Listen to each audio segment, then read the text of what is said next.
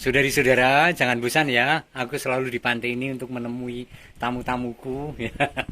Saya kedatangan Pak Sutri ini yang saya kenal sudah 25 tahun 24 tahun yang lalu dan selalu setia menjalin koneksi, selalu didatangi di mana-mana. Dia dulu tidak melirik kota-kota di Jawa Tengah.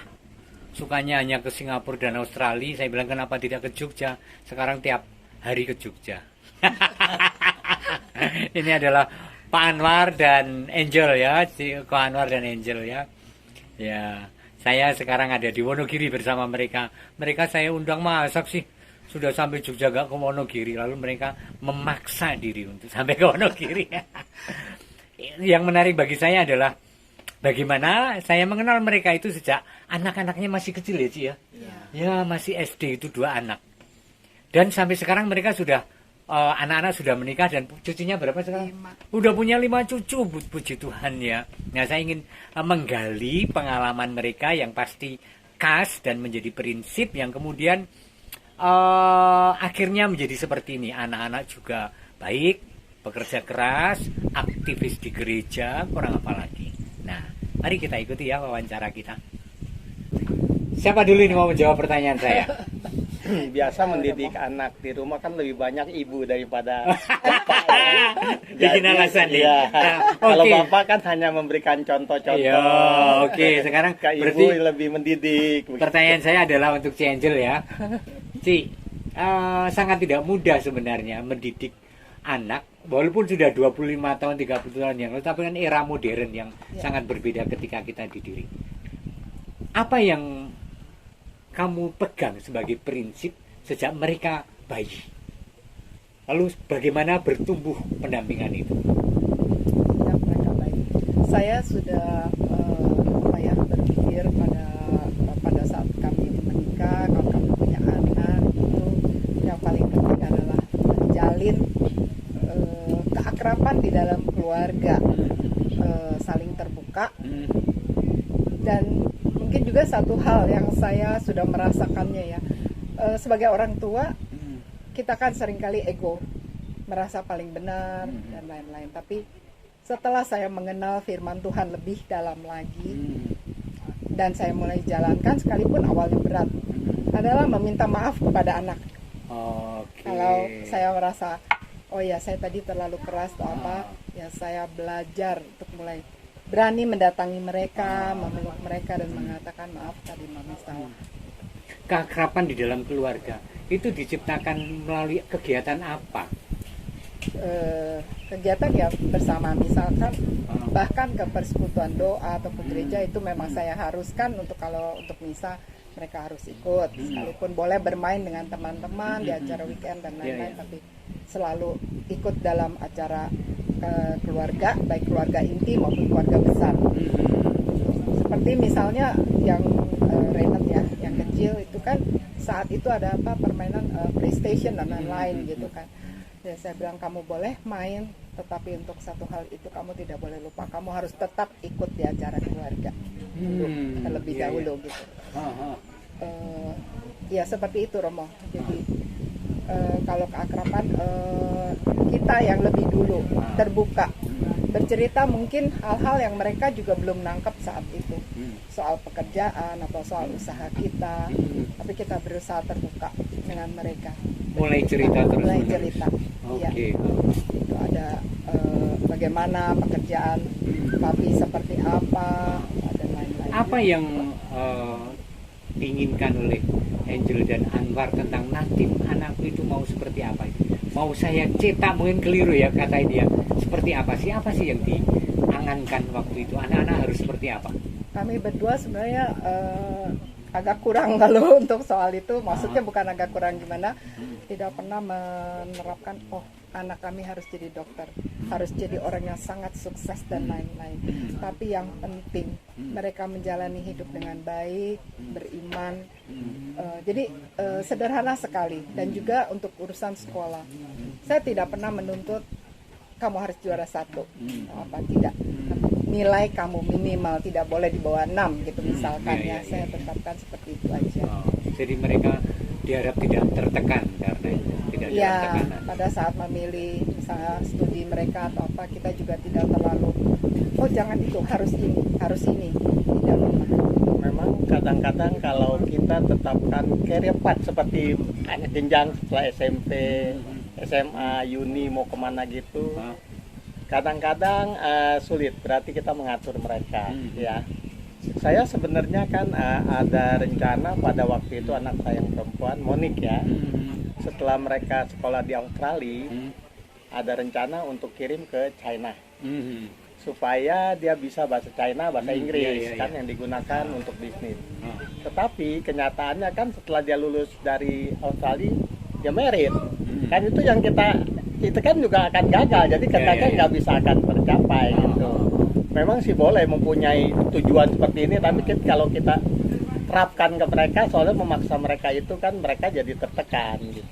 Jadi juga pasti pendidikan yang membebaskan ya, yang membebaskan mereka ya, dan itu baik sekali. Itu prinsip pendidikan yang sekarang. Terus yang menarik bagi saya adalah soal pendidikan iman, karena sekarang ini kok banyak orang tua kesulitan dan tidak tahu. Waktu itu sudah dibiasakan katanya ya.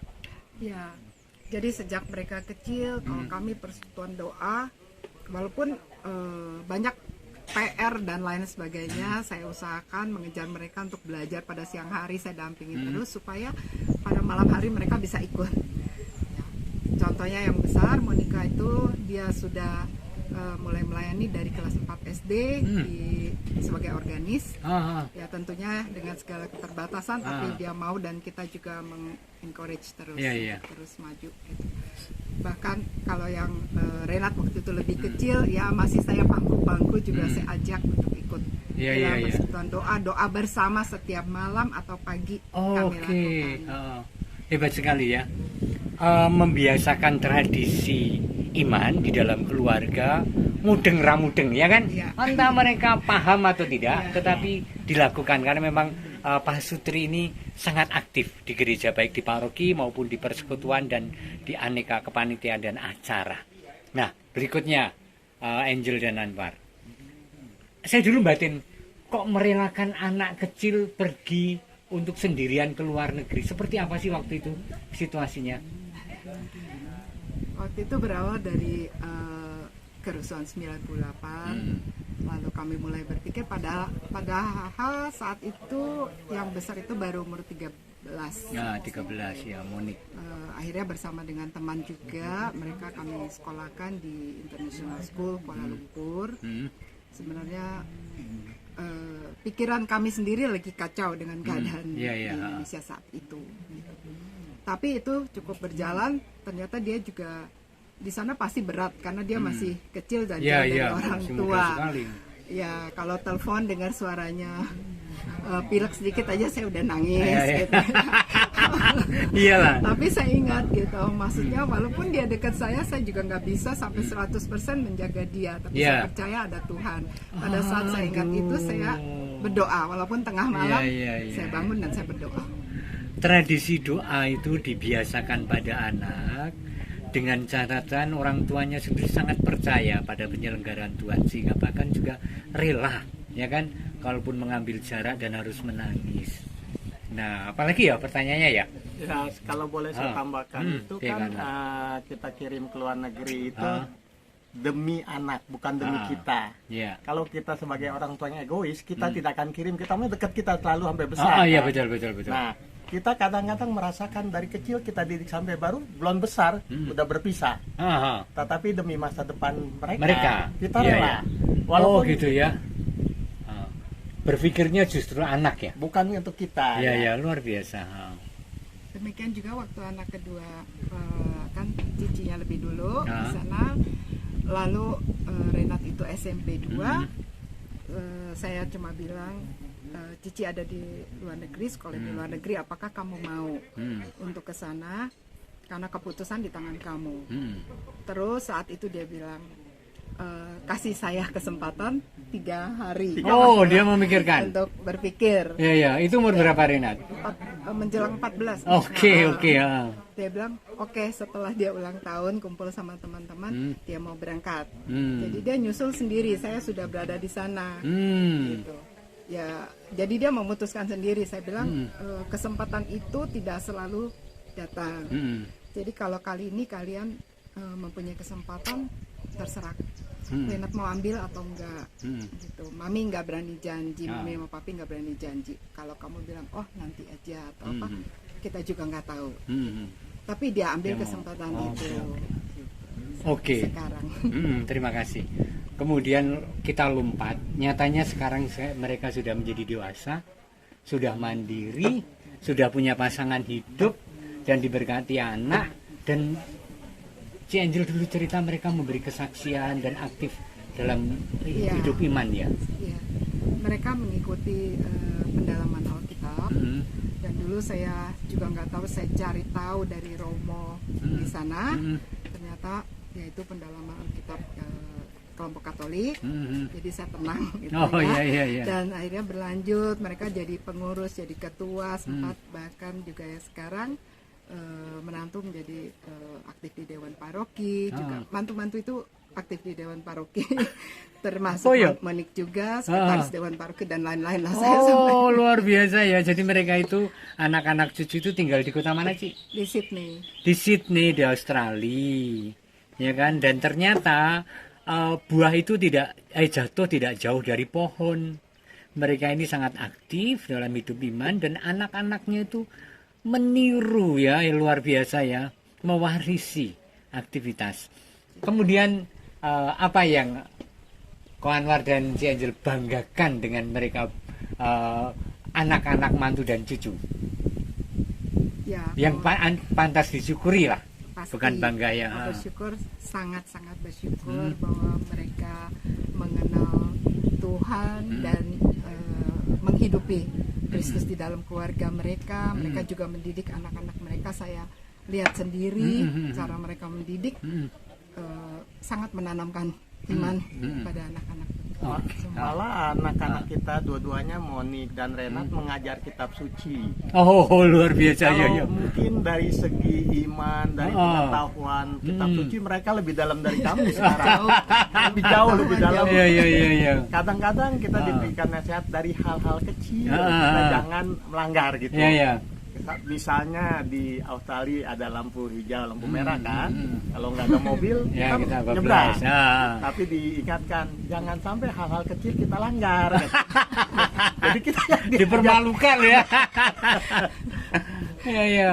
Nah sekarang Ci atau Kak, apa yang Anda pesankan untuk orang tua yang sedang mendidik anak kecil dan remaja mereka? Ya, kalau remaja jelas memang lebih sulit. Saya juga mengalami berbagai hal ya, nangis ya, pelukan dengan terutama dengan Monik ya, mungkin karena sama-sama perempuan. Tapi semua itu balik juga pada kita. Saya rasa meminta maaf kepada anak itu sesuatu yang penting pada saat kita merasa bersalah.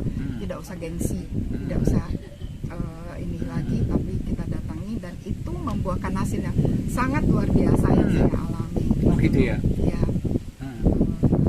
Terus ya seperti yang kita katakan juga kan, merubah seseorang lebih sulit daripada kita merubah diri kita sendiri ya kan. Kalau kita dapat merubah pasti dia akan berubah.